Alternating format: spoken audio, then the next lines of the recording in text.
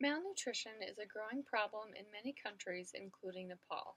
Malnutrition may also be referred to as undernutrition, which is when someone is not receiving the right amount or not the right types of food. This can cause the body to compensate for this lack of energy and nutrition by slowing down all physical and mental abilities. This, in turn, lowers the ability that the immune system has to fight off other diseases and can affect the mind's ability to concentrate and go through day-to-day activities. During our research, we have found 4 common factors that have played a part in the malnutrition of the people of Nepal. These 4 are frequent natural disasters, geographic isolation, climate change, and high food prices. We have been researching why these factors play a role in the malnutrition of Nepal and have come up with interventions that can help these people. The portion that I will be discussing is how climate change is affecting the people of Nepal and what we can do to help. Climate changes of Nepal can range anywhere from droughts to flash floods. With these constant changes in temperature and soil availability throughout Nepal, it has been difficult for these people to create a food system that is able to withstand the environment. One major problem as to why there is malnutrition in this area is because with these climate changes, the people of Nepal do not have the experience or the necessary instructions in how to keep foods growing and what foods are available to them in these different climate changes. With extreme climate changes, there are not very many options to foods that can be grown. This is why scientists and others have come together to create smart agricultural foods. These are foods that are able to adapt to whatever type of climate an environment may have and still provide the necessary nutrients that people need. For example, in many different countries throughout the world, scuba rice has become very popular. It is a rice that is able to withstand these extreme climate changes, including droughts and floods, and is even affordable.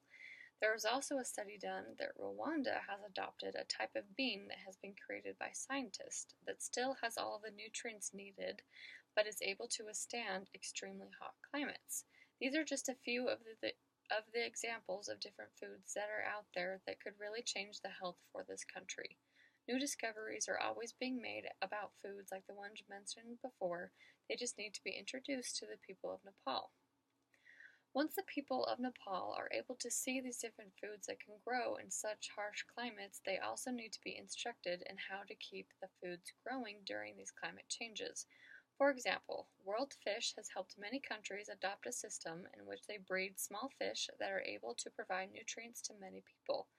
With the knowledge of these different kinds of availabilities, the people of Nepal will be able to not only provide the nutrition needed for themselves, but for generations to come. The people of Nepal are desperate for help.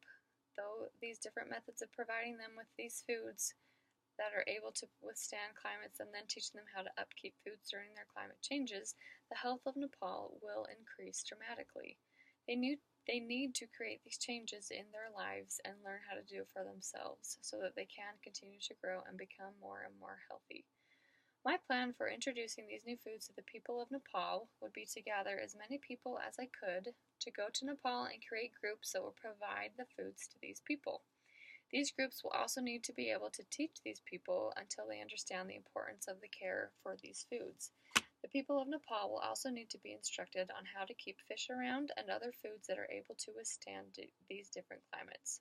As some foods are not always available in different climates, Nepal will need to create a system where they always have different foods available, whether it be these foods are that scientists have created or foods that Nepal has already established.